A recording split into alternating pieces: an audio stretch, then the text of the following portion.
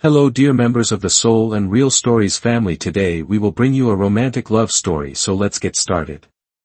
Don't forget to subscribe to our channel. A young nurse bathed a millionaire in a coma, but when he suddenly woke up, something miraculous happened. The fluorescent lights in West Bridge Private Hospital hummed softly as Anna Monroe walked through the pristine white halls. She had been a nurse here for almost 2 years, but today felt different. The moment she received the unexpected summons to Dr. Harris's office, the head of neurology, a strange feeling settled in her chest. Had she done something wrong? Was she being transferred? She took a deep breath before knocking on the polished mahogany door. "Come in." Stepping inside, she found Dr. Harris standing near the window, his hands clasped behind his back, his usual sharp eyes fixed on the city skyline. His office smelled of sterile antiseptic and expensive leather, and the atmosphere was heavier than usual. "Anna," he said, finally turning to her. His voice was measured, serious. "We have a patient who requires special care, but this job is not for the weak-hearted." Anna's brows furrowed. "Not for the weak-hearted? What kind of patient?" she asked cautiously. Dr. Harris studied her for a moment before gesturing toward a thick medical file on his desk. "Grant Carter," he said. Anna's breath caught in her throat. Grant Carter. The Grant Carter. Even if she hadn't recognized the name immediately, the cover of the file said it all, a black and white newspaper clipping of a horrific car crash a year ago. The youngest billionaire in the city had been in a devastating accident. His sports car had veered off a bridge in the middle of the night, leaving him in a coma ever since. His name had once dominated headlines: Grant Carter, the ruthless, untouchable CEO of Carter Enterprises, the man who built an empire at just 32. Now, he was nothing more than a ghost trapped in his own body. His family rarely visits, Dr. Harris continued, and most of the medical staff simply do their rounds out of obligation. But Grant Carter needs someone dedicated, someone who will actually care. Anna bit her lip. She could hear the hesitation in his voice. "And you think that someone is me?" Dr. Harris nodded. "I do." Anna took a slow breath. It was a daunting task, taking care of a man who might never wake up, a man whose wealth and power once dictated the lives of thousands. But deep down, she knew her answer before she even spoke. "I'll do it." Dr. Harris's lips pressed into a thin line, but there was a glint of approval in his eyes. "Good. Your shift starts tonight." The private suite on the top floor of the hospital felt eerily quiet as Anna stepped inside. Unlike the cold sterility of the other patient rooms, this one was designed for luxury, a spacious layout, dim chandeliers, dark oak furniture, and in the center of it all lay Grant Carter. Her breath hitched as she took him in. Despite the tubes, the machines keeping him alive, and the stillness of his body, he was beautiful. Strong jawline, dark lashes against his pale skin, broad shoulders visible under the hospital gown. If not for the lifeless stillness, he could have easily passed for a man simply sleeping. But this was no ordinary sleep. This was a man trapped in a never-ending silence. Anna swallowed hard and stepped closer, adjusting his foredrip before reaching for the warm cloth prepared for him. She hesitated for just a second before gently pressing it against his skin. The moment she touched him, a strange chill ran through her spine, a sensation she couldn't explain, like he could feel her there, like somewhere in the depths of his unconsciousness, he knew. A soft beep from the heart monitor filled the silence, steady and rhythmic. Anna shook off the odd feeling and continued her work, carefully wiping his arms, his chest, making sure his body remained clean and cared for. "I guess you don't get a say in this, huh?" she murmured, almost to herself. Silence.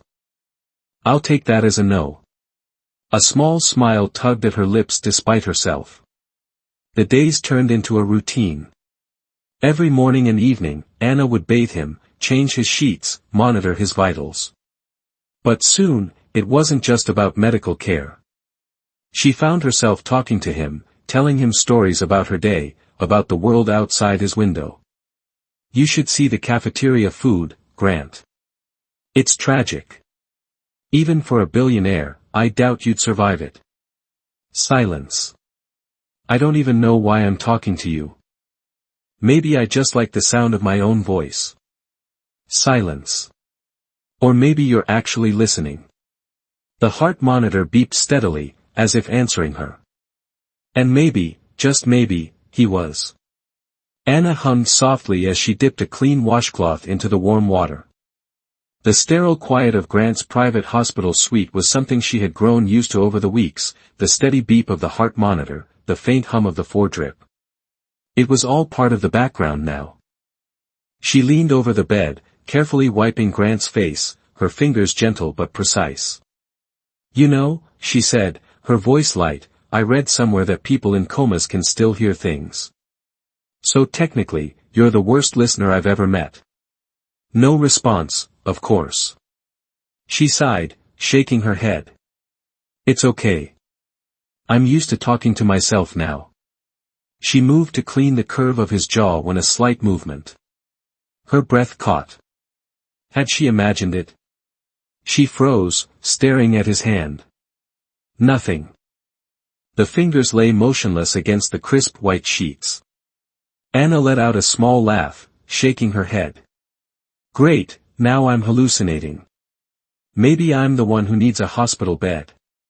But the unease lingered, and over the next few days, it happened again. The second time, she was adjusting his pillow. She wasn't looking when she felt it, the faintest pressure against her wrist. Her head snapped down. Grant's hand had shifted, only by a fraction of an inch, but enough to make her stomach flip. Grant, she whispered, hardly realizing she had said his name. Silence. The same rhythmic beep, beep, beep of the monitor. She placed her hand over his, feeling his warmth, his stillness, his potential movement. Nothing. Was she imagining things, or was something changing? Anna couldn't shake the feeling, so she reported it to Dr. Harris. He moved, Anna said. The doctor arched a skeptical brow. I think so, Anna admitted. At first, I thought I imagined it, but it keeps happening. His fingers twitch, his hand shifts slightly. It's small, but it's there. Dr. Harris leaned back in his chair, deep in thought. We'll run tests, he finally said. But don't get your hopes up too high, Anna. It could just be reflexive muscle spasms. Anna nodded, but deep down, she didn't believe that. She felt something happening, and when the test results came back, she wasn't surprised. There's increased brain activity, Dr. Harris told her. His neurological responses are stronger than before. Her heart leaped. So he's waking up. Dr. Harris hesitated. Not necessarily. It could mean anything, but it's a good sign. It wasn't the answer she wanted, but it was enough. That night, as she sat beside his bed, Anna found herself talking to Grant more than usual. I don't know if you can hear me, but something tells me you can, she murmured. She glanced at his face, at his strong features, still unmoving, but for the first time, she felt like she wasn't alone in the room. So she talked. She told him about her day, about the patients who frustrated her, about the rude doctor on the third floor who always stole her coffee. She told him about her childhood, about the small town she grew up in, about how she always dreamed of being a nurse. And as she spoke, she didn't realize that deep in the silence of his coma, Grant was listening. The morning sun filtered through the hospital room's large windows, casting a warm glow on Grant Carter's motionless form. The beeping of the heart monitor filled the silence, steady and rhythmic, just like it had been for the past year. Anna stood beside the bed, rolling up her sleeves.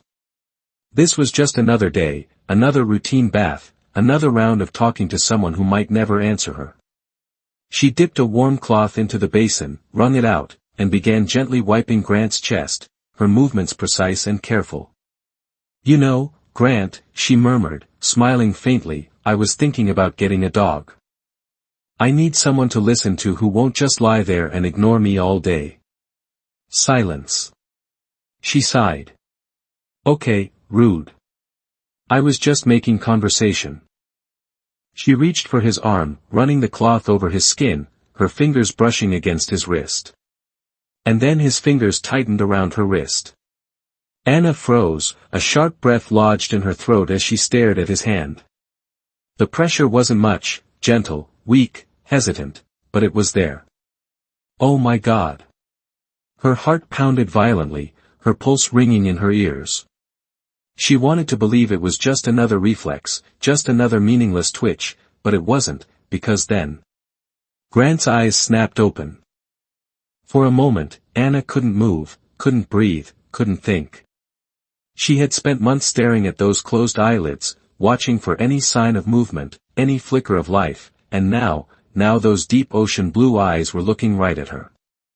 They were confused, unfocused, vulnerable, but alive. Grant's lips parted. His voice was hoarse, barely a whisper, but it was real. Where am I? Anna's entire body tensed. Her knees almost buckled, her breath caught between disbelief and sheer panic. He spoke. He woke up. The impossible had just happened. She barely registered the basin of water slipping from her grip, splashing onto the pristine white floor as she stumbled backward. Oh my God! Her instincts kicked in. She turned and slammed her hand against the emergency button on the wall. A loud alarm blared through the hallway. Seconds later, the door burst open, and a team of doctors and nurses rushed in, led by Dr. Harris. What happened? Dar. Harris demanded as he moved to the bedside, already checking Grant's vitals. Anna's voice shook. He grabbed my hand. He opened his eyes, she looked back at Grant, still unable to believe what she was seeing. His chest rose and fell shakily, his eyes darting around the room as if trying to piece together where he was, what was happening. He wasn't fully aware, not yet, but he was here. Dr. Harris's expression turned from shock to action. Get me a neurological team now. Nurses scrambled, voices overlapping in disbelief as they hurried to perform tests. The room was a whirlwind of motion, but Anna couldn't take her eyes off Grant. Then, as if feeling her gaze, his eyes found hers again, and this time, he didn't look away. Everything was happening so fast. The doctors were asking him questions, shining lights into his pupils, testing his motor functions, but through it all, Grant's gaze kept drifting back to Anna. She stepped forward hesitantly, swallowing hard. Grant, she whispered. Do you remember anything? He stared at her, blinking slowly. A long silence stretched between them. Then his fingers twitched again, and before she could react, he reached for her hand, weakly, slowly, but deliberately. His hand closed around hers, his grip fragile yet firm, as if he had always known her. Anna's breath hitched. Dr. Harris looked up sharply. Grant, do you know who she is? Grant didn't answer immediately. His brows furrowed, his gaze never leaving Anna. I don't know, he murmured, voice rough from months of disuse. But I feel like I should. A chill ran down Anna's spine, because even though Grant Carter didn't remember her, something deep inside him did. The days after Grant's miraculous awakening were filled with tests, therapy, and endless questions. Doctors were amazed by his recovery. Physically, he was weak but improving, his muscles, stiff from a year of immobility, were regaining strength through rehabilitation. But mentally, that was another story. Grant couldn't remember anything about the accident, and the more they pressed him for details, the more frustrated he became. Grant, let's try again, Dr. Harris said during one of their sessions. What's the last thing you remember? Grant rubbed his temples, his expression tense. I don't know. Anything. Where you were, what you were doing. Grant exhaled sharply. I told you, it's just pieces, flashes. Tell me about them. A long silence. Then Grant closed his eyes, his brows furrowing. I remember a feeling, his voice was slow, uncertain. Like something was wrong. Like I was in danger. Anna, who had been listening quietly from the side, stiffened.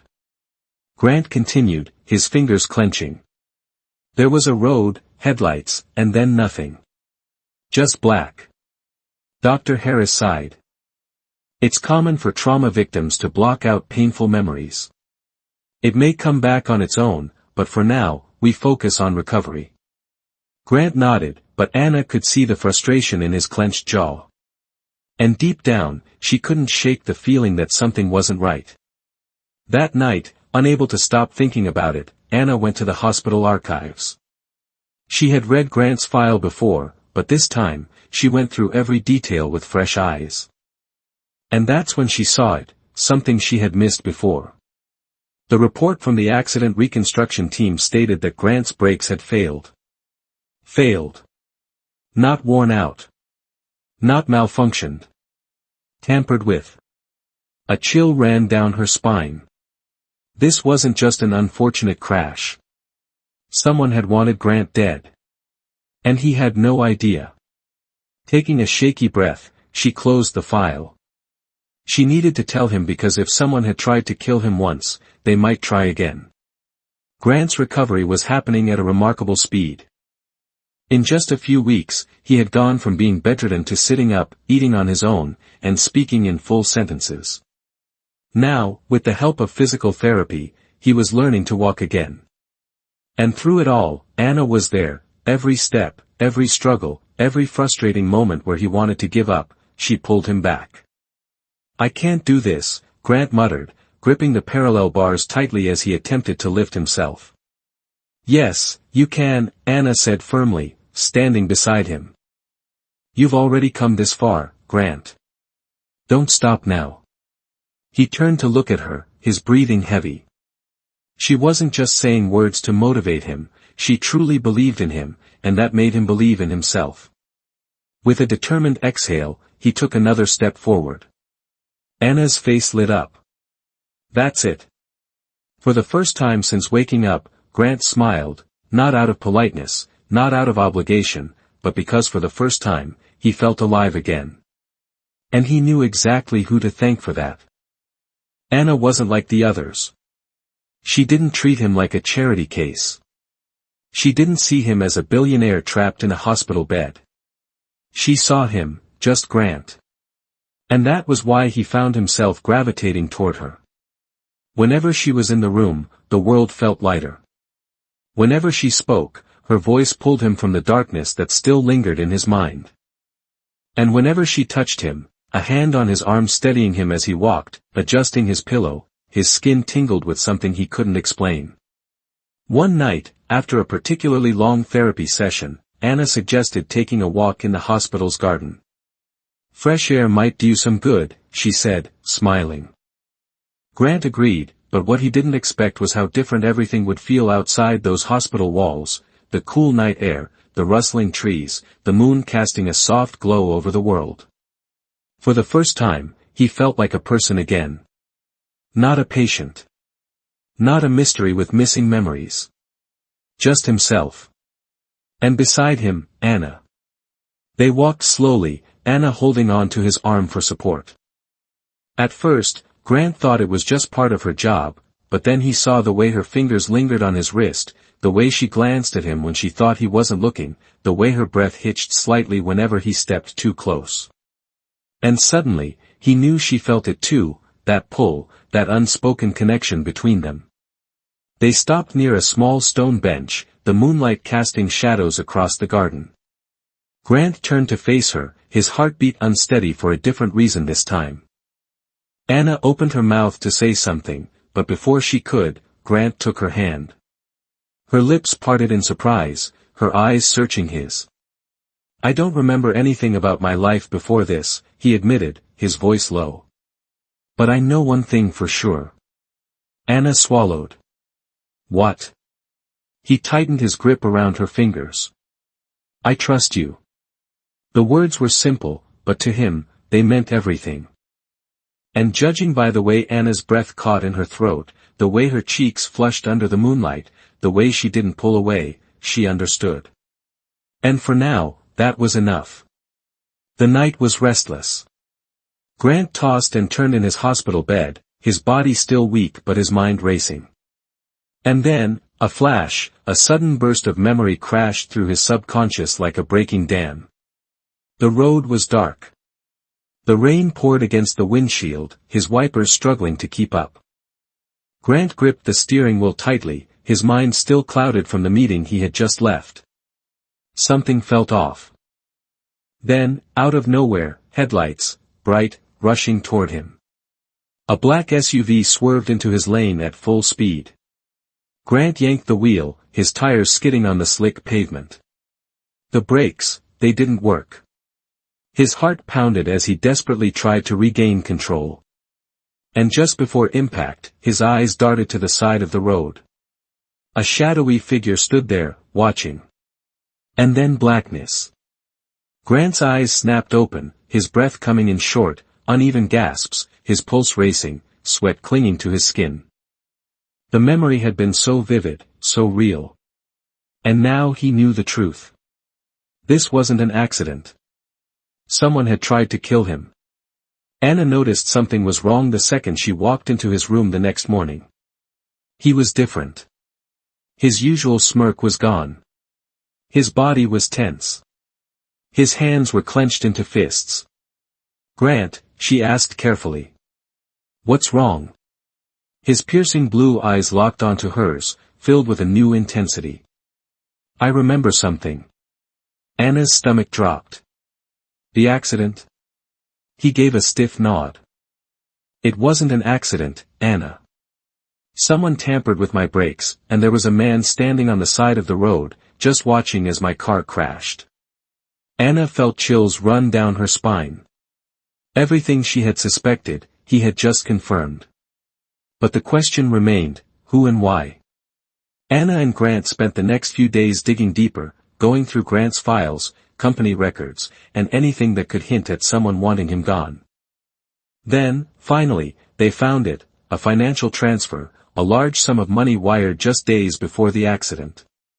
The recipient, a known criminal with a history of orchestrating staged crashes. And the sender, Nathan Carter, Grant's half-brother. The realization hit like a ton of bricks. It was him, Grant whispered, gripping the edge of the table. Nathan had always been jealous, always felt like Grant was the favorite, the one who inherited their father's legacy while he was left in the shadows. And now, he had tried to erase Grant completely. Anna felt her heart clench. "Grant, he wanted you dead." Grant's jaw tightened. "And now I'm going to make sure he pays." That evening, Grant and Anna arranged to meet Nathan face to face in a dimly lit study inside the Carter estate.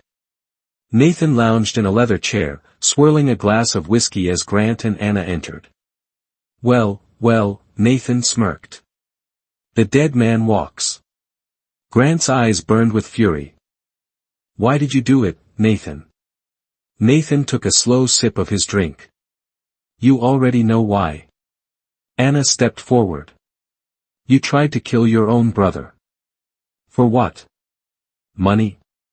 Power?" Nathan's smirk faded.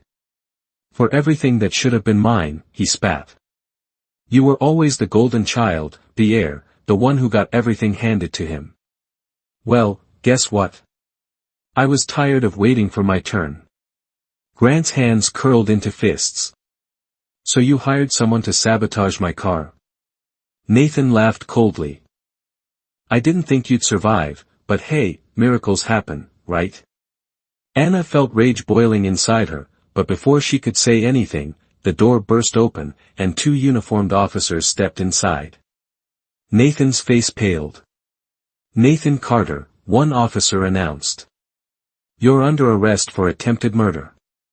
Nathan whipped around to Grant, his expression twisting into panic. "You set me up." Grant tilted his head. "No, brother. You set yourself up."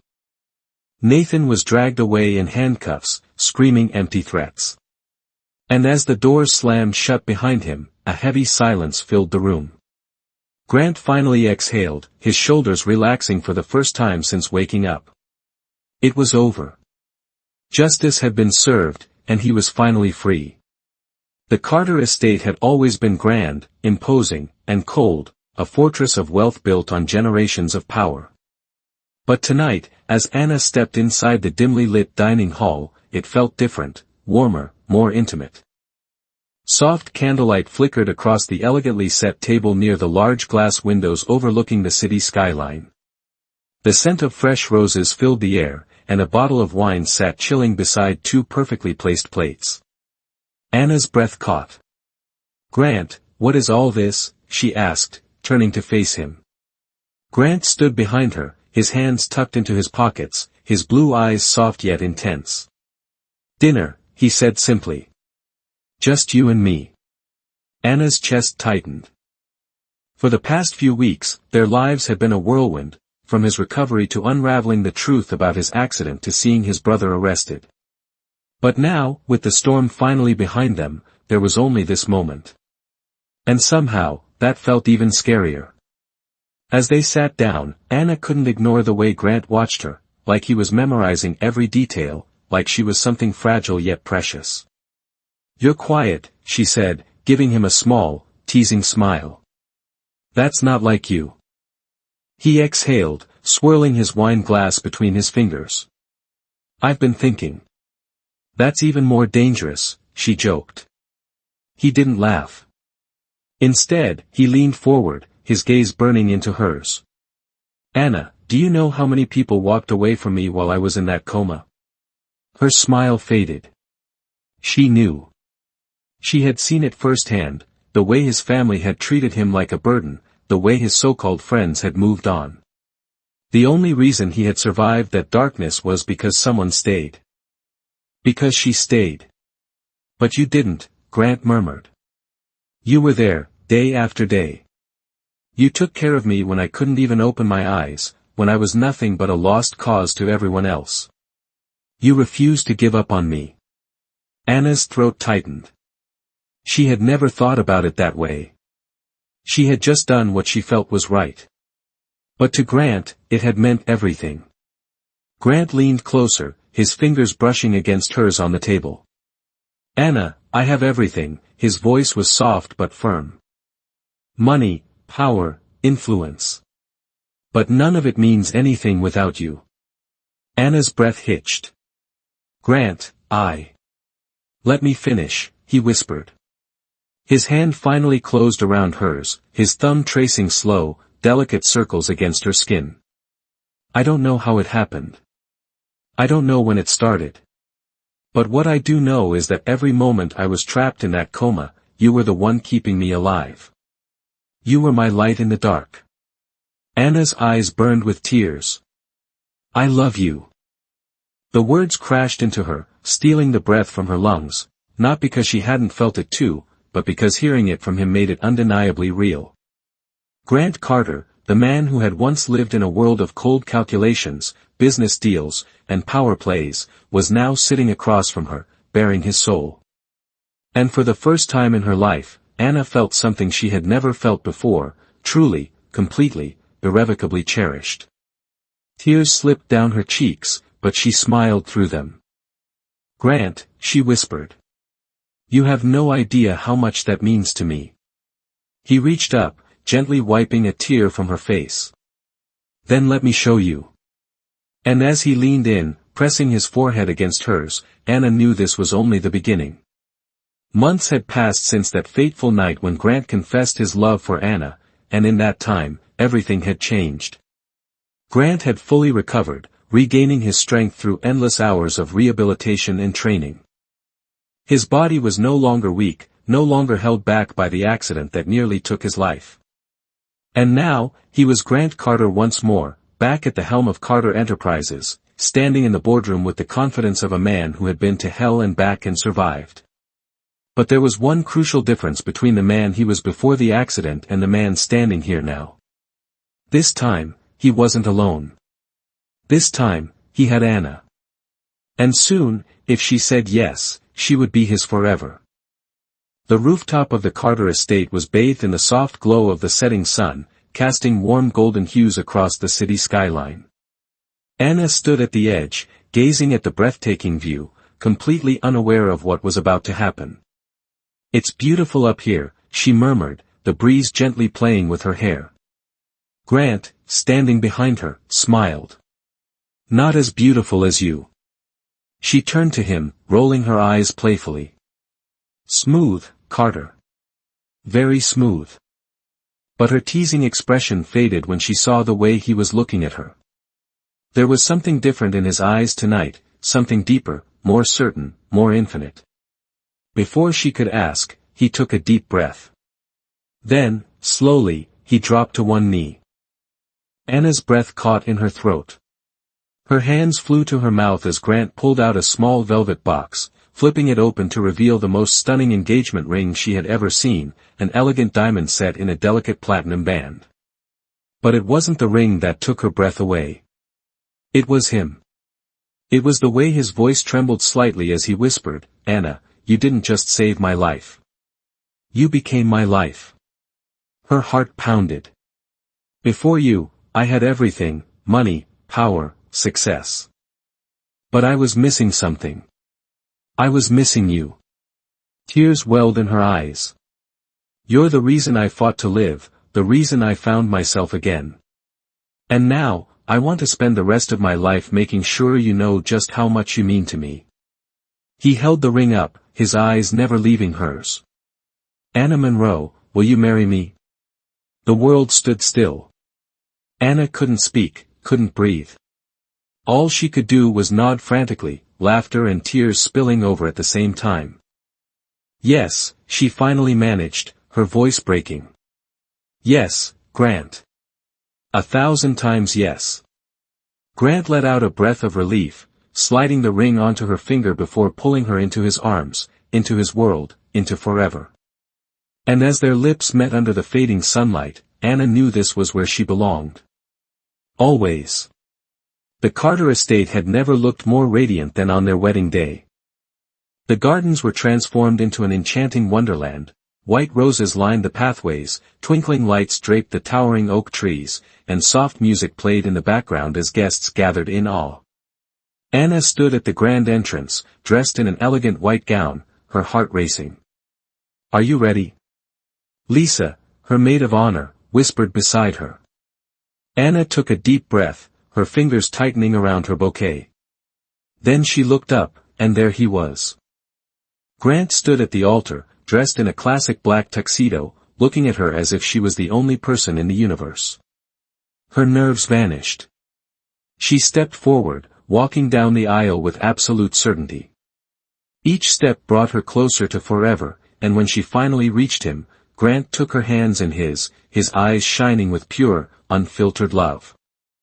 The vows were spoken, their promises sealed, not just in words but in the unbreakable bond they had built through every hardship, every battle, every moment of unwavering devotion. I now pronounce you husband and wife. A cheer erupted as Grant cupped her face, pressing the most heartfelt, most meaningful kiss against her lips. And as the world rejoiced, Anna realized this wasn't the end of their story. This was only the beginning. As the sun began to set, Grant and Anna slipped away from the crowd, walking hand in hand through the gardens, basking in their new reality. No more hospitals. No more loneliness. No more pain. Just them, together, always. Grant squeezed her hand gently. You know, he murmured, I thought I had everything before I met you. Anna smiled, resting her head against his shoulder. And now? He looked down at her, his expression soft, devoted, endless. Now I know that nothing I had before matters, because you are the greatest thing that's ever happened to me. Anna blinked back tears, overwhelmed by the depth of his words. And as they stepped forward toward the golden glow of the setting sun, she knew they had been through storms, darkness, near-death experiences. But in the end, love had won. And with Grant by her side, Anna was finally home. As Grant and Anna walked hand in hand into their happily ever after, their story became a testament to something truly powerful. Love is not just about finding someone but about standing by them through every storm. Anna never gave up on Grant, even when the world had. And in the end, it was love, not money or power, that truly saved him. Thank you for following this heartfelt story of Soul and Real Stories channel. Share your thoughts about the story in the comments below if you believe that true love can withstand all trials and sometimes begins in the simplest of ways. Don't forget to hit the like button and share this story with your friends to never miss out on touching and meaningful stories. Subscribe to our channel and help us spread messages of love and warmth to everyone. Let's cherish the beautiful moments of life and love together.